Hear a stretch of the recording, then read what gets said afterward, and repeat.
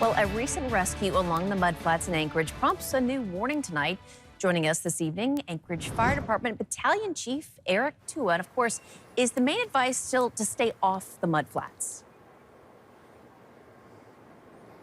Yeah, I mean, ideally, in a perfect situation for us, is we don't ever have to go on anybody that encounters the mud, whether it's at Ship Creek or all the way down the, turning an arm all the way down to Girdwood. So we want people to be aware of the hazards that they might encounter, and hopefully with this little segment today, we can kind of illustrate how dangerous it is and tell people what they can do to avoid it. And if they can avoid it and we have to come help them, these are the tools that we have to try to get them out. And I understand that you have those tools with you. Do you? And can we see them?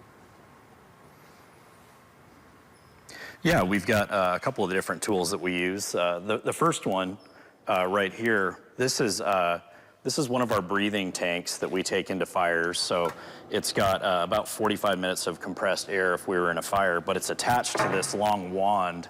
And what we do with this is if we encounter somebody who is maybe stuck to their knees or their hips, what this does is this injects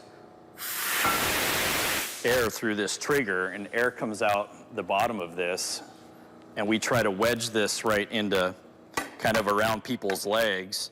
And what that does is it breaks up the mud, and it allows people to get their feet free.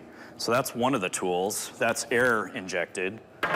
But we also have one that's water injected, and this is similar to what the guys and gals down in Girdwood had to use last week.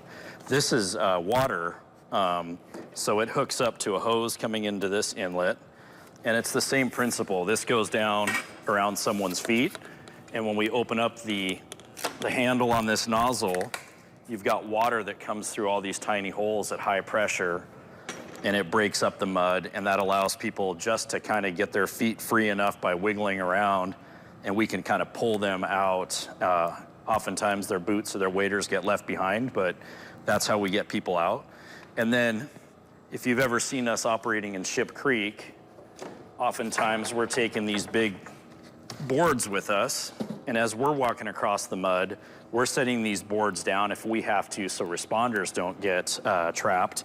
But then when we get next to a victim, we put these down on the mud, and our rescuers actually work off these boards because it spreads our body weight over a larger surface, and that keeps us from getting stuck.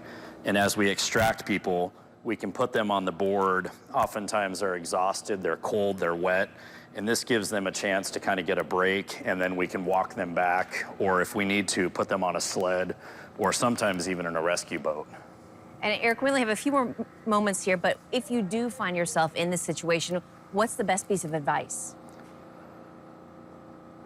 Well, the first is try to extract yourself, and that might be where you're just wiggling around, but you want to spread your surface area out. So if you can kind of lean back or sit down so your weight isn't going straight down.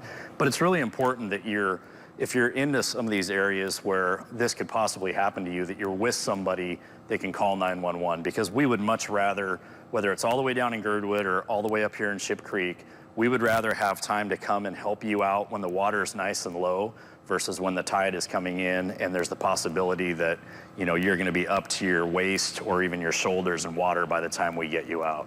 We'd rather be able to come early and help you, and it's a much better outcome for everybody. AFD Battalion Chief Eric Tua, thank you so much for your time, and we will be right back.